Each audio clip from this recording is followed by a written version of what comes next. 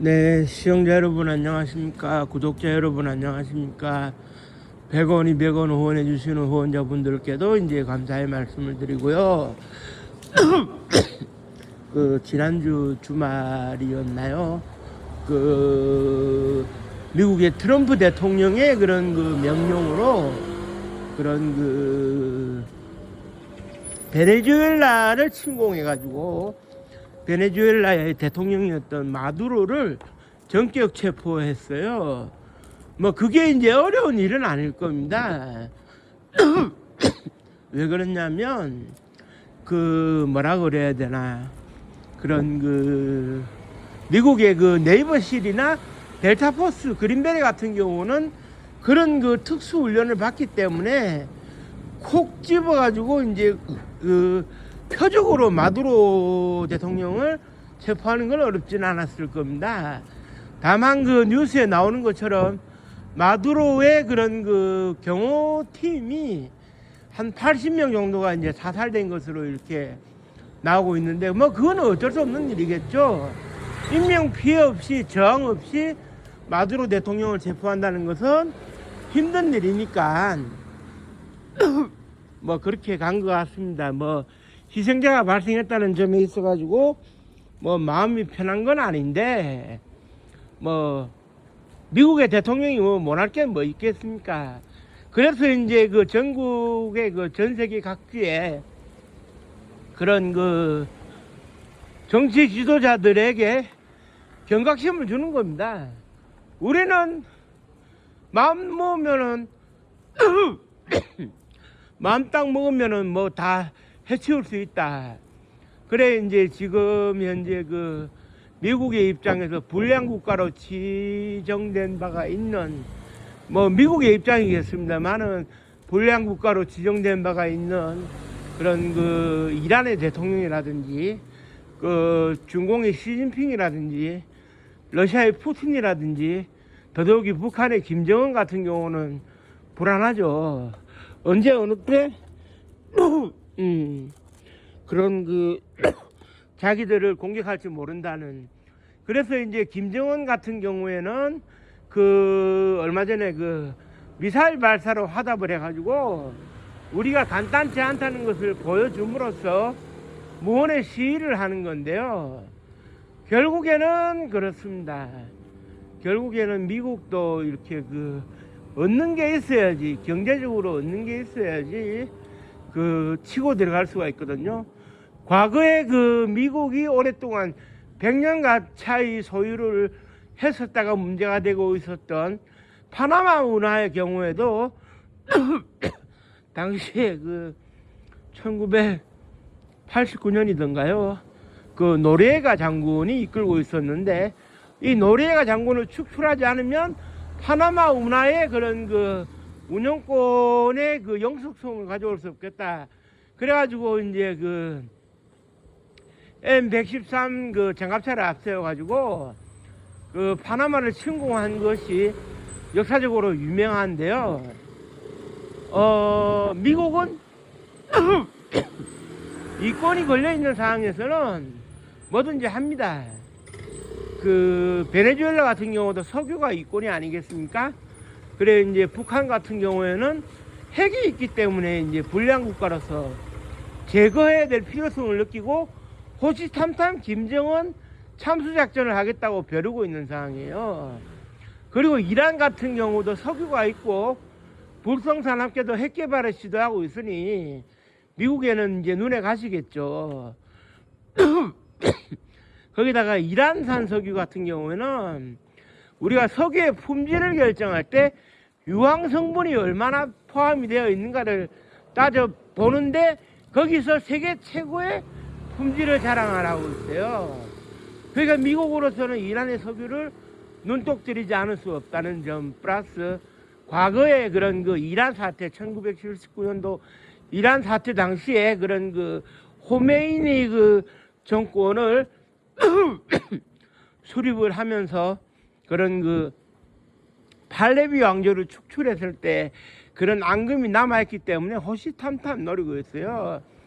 그런데 이제 베네수엘라 같은 경우는 우고 차베스라는 사람이 2002년도에 그런 대통령이 되고 난 이후에 좌파 복지 정책을 펼친다고 하면서 석유를 무기로 삼았는데 이건 실패한 정책이었어요.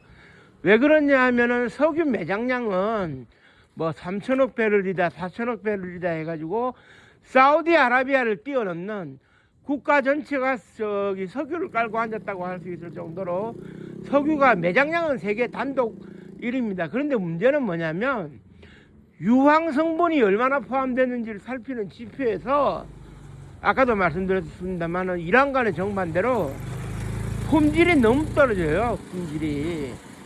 그러니까 이게 이제 정제를 해서 팔 때 가격이 제대로 안 나오는 겁니다.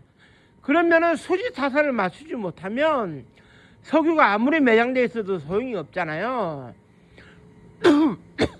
그런데 이러한 상황 속에서 어떻게 되느냐, 그동안 수지 타산을 맞춰준 것이 미국의 메이저 석유회사였는데요. 이 메이저 석유회사가 다 쫓겨나고 그 우고 차베스가 국유화를 했고 지금의 마두로 대통령도 그런 식으로 가니까 미국으로서는 손해가 막심하죠. 이란 베네수엘라 석유가 거의 자기들이 독점하던 거였는데, 그런데 일단은 베네수엘라 입장에서는 좀 위로할 수가 있는 것이 미국의 첨단 그런 그 석유 정제 기술이 들어오면 다시금 그 이란 베네수엘라 석유의 그런 수지 타산을 맞출 수가 있게 됩니다. 그래서 수지 타산을 맞출 수가 있게 되면 시장에 내놓으면 충분한 가격에 팔릴 것이고, 그렇게 충분한 가격에 팔린다면 그 돈으로 베네수엘라를 부흥시킬 수가 있는 겁니다. 지금까지 우고 차베스나 마두로 대통령이 실패한 것은 자기네들 고유의 기술이 부족해가지고 석유 정제 능력이 떨어짐으로 인해가지고 석유를 제값을 받지는 못했어요. 다만 준공하고 거래를 해가지고 인프라 지원을 받는 1대1로를 하면서 석유를 전량 그 싼 값에 그 준공으로 수출하기로 되어 있었는데, 이것 때문에 지금 준공이 시끄럽습니다. 준공은 자체적으로 유전이 있고 석유 개발을 하고 있습니다만은 뭐 다랭 유전, 다층 유전 이런 데 개발은 하고 있습니다만은 고도로 산업화가 이루어지다 보니까 석유가 엄청 필요한데, 이게 베네수엘라 석유가 끊기게 되면 좀 치명타를 입을 가능성은 있어요. 그러면은 뭐랄까요, 그 1타 2피라고 해야 될까요? 베네수엘라를 이렇게 그 움켜쥐면서 준공을 견제할 수 있는 그런 시나리오가 완성이 되는 거죠. 트럼프 대통령 입장에서는. 그런 가운데 일단은 미국의 그런 메이저 석유 회사들이 그 다시금 그런 그 베네수엘라에 가서 석유의 기틀을 확 잡아버린다면 세계 시장은 요동치게 될 겁니다. 베네수엘라가 진짜 석유로 먹고 살 수 있다면 신흥 강국이 되는 것도 시간 문제일 수 있어요. 석유는 양날의 검이라고 하지만 개발만 잘하면 수지 타산만 맞으면 매일 신나게 뽑아내가지고 팔면 됩니다. 석유라는 것은 우리가 그 사우디아라비아나 그 리비아에서 언젠가 석유는 고갈될 우려가 있다라고 얘기했는데 아직까지는 끄떡 없거든요.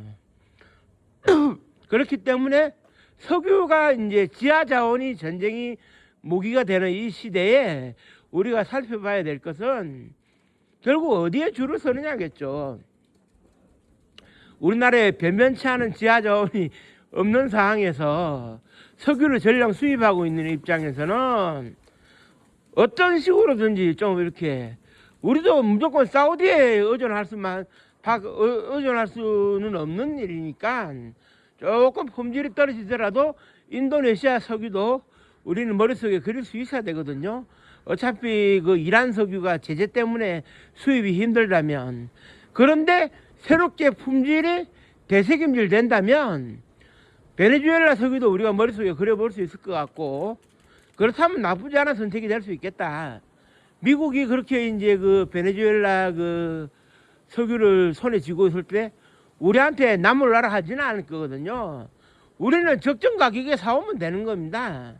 다만 그 중동 오페크라고 그러죠. 그 석유 수출 기구에 영향을 안 받을 수 있으니까 더 좋은 거 아닐까 하는 생각을 해보게 되는데요. 상당히 그런 그 플러스 요인이 있을 거라고 생각이 되고 상당히 기대되는 지점이에요. 뭐 미국에 끌려갔으니까 마두로 대통령은 뭐 영어의 몸이 되는 것은 당연한 일이고 우리는 현 상황을 좀 지켜보면 될 것 같습니다. 그리고 이제 그 뭐라 그래야 됩니까? 그 외교부 차원이나 산업통상자원부나 이런 차원에서 좀 고민을 해서 이번 일로 계기로 해가지고 우리가 우뚝 설 수 있는 자리를 마련하는 것이 중요할 것 같아요. 일단은 그 석유와 관련된 미국과의 그런 그 관계를 좀 더 지켜보고 제가 또 그 뭐 추가로 드릴 말씀이 있으면 방송을 또 하도록 하겠습니다. 즐거운 일요일이지만 날씨가 너무 춥습니다. 건강에 유의하시고요. 좋은 하루 되시기 바랍니다. 고맙습니다. 감사합니다.